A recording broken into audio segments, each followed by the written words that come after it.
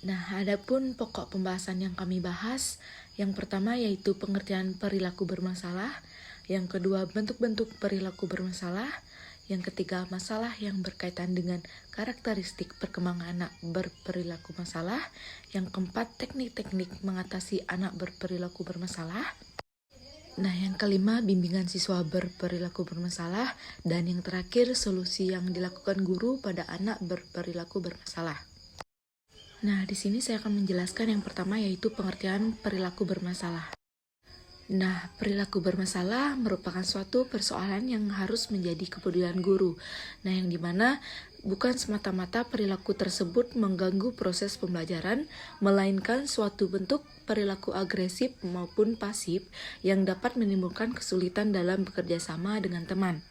Nah, pada dasarnya, setiap siswa memiliki jenis-jenis masalah yang berbeda-beda, di mana masalah ini dapat berupa masalah emosional dan penyesuaian sosial walaupun masalah itu tidak selamanya menimbulkan perilaku bermasalah yang kronis.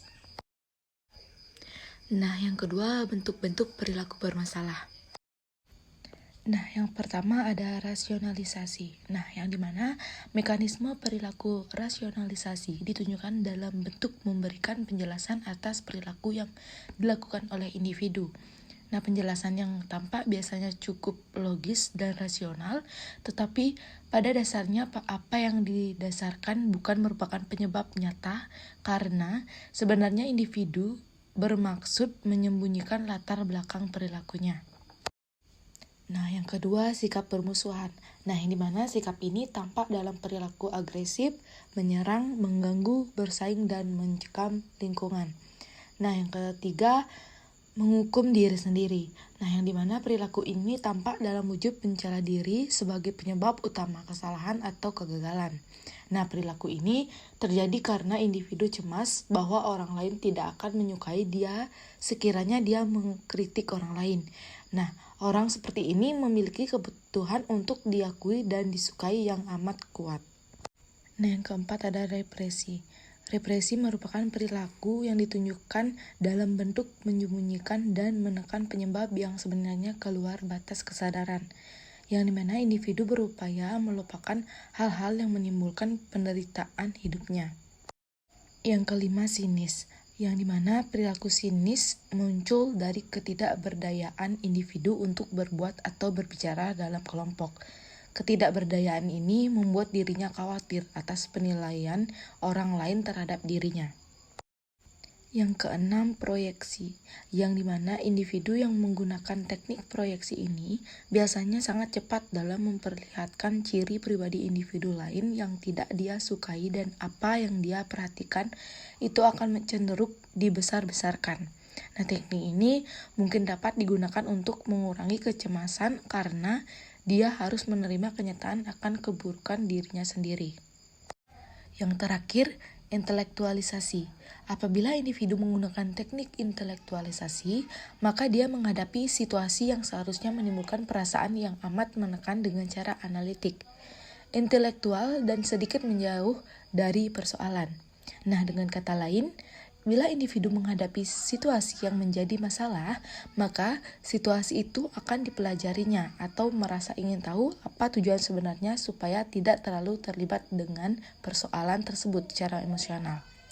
Dengan intelektualisasi, manusia dapat sedikit mengurangi hal-hal yang pengaruhnya tidak menyenangkan bagi dirinya dan memberikan kesempatan pada dirinya untuk meninjau permasalahan secara objektif.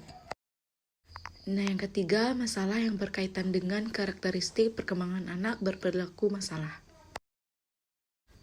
Menurut Sunario Kertadinata adalah sebagai berikut.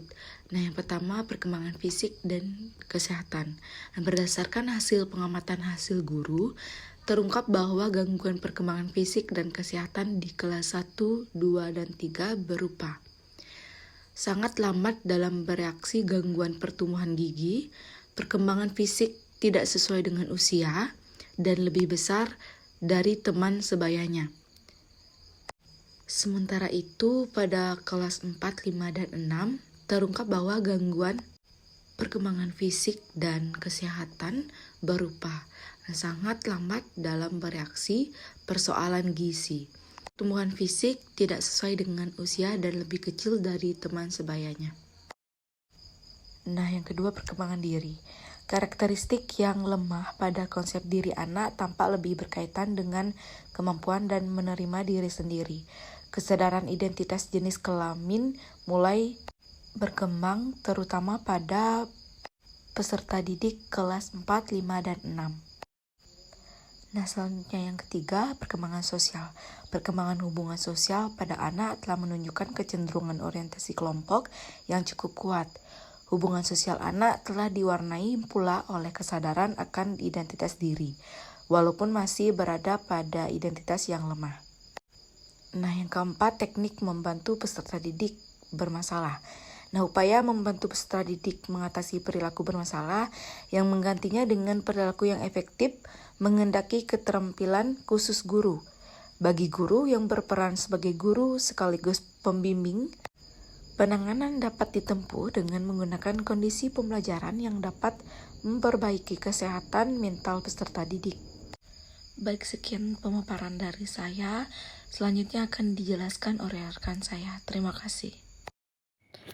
Yang nomor 4 yaitu ada teknik-teknik mengatasi anak berperilaku masalah.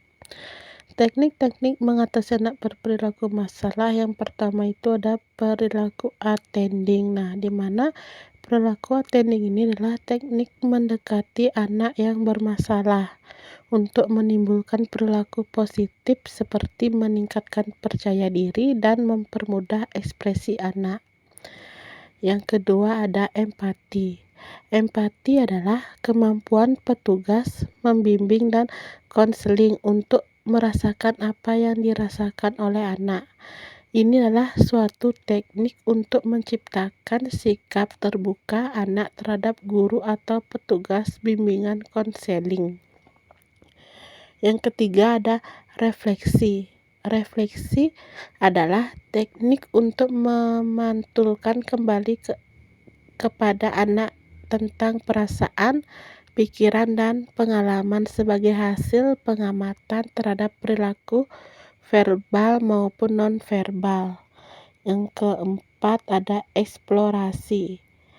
Eksplorasi adalah teknik untuk menggali perasaan, pikiran, dan pengalaman anak sebagai klien.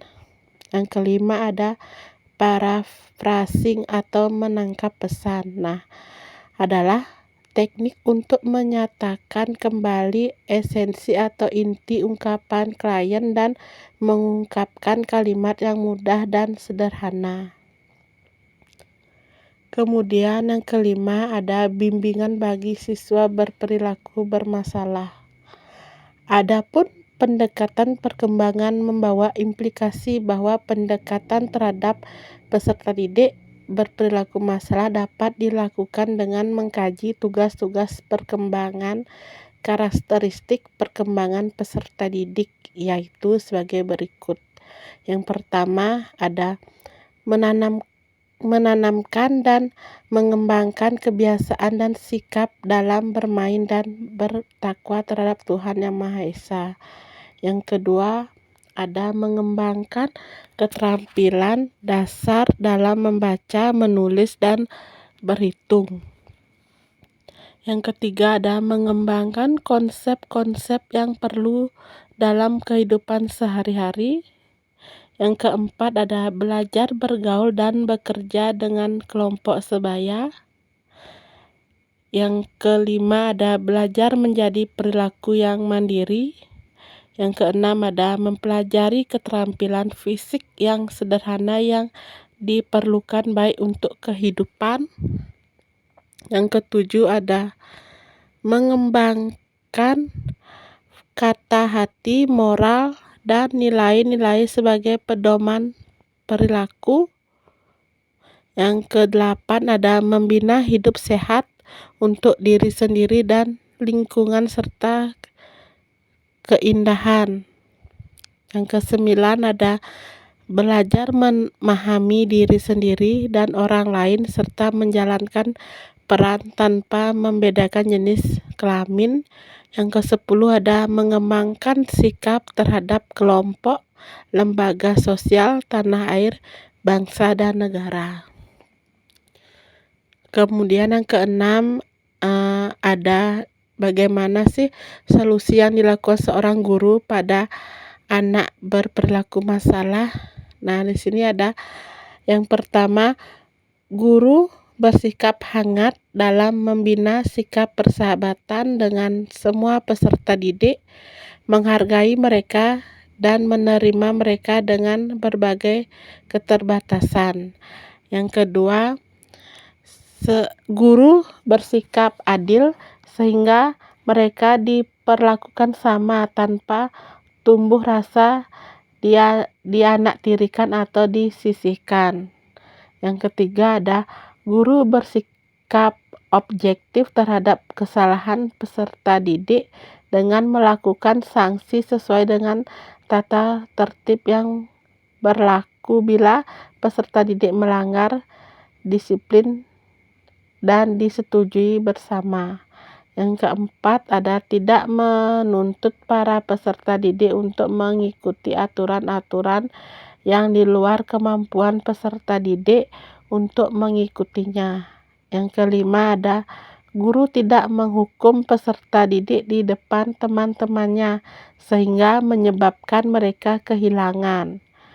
Kemudian yang keenam ada dapat diciptakan suatu kondisi sehingga setiap peserta didik merasa berhasil dalam segi-segi tertentu dan tidak senantiasa berada dalam situasi kegagalan dan kekecewaan.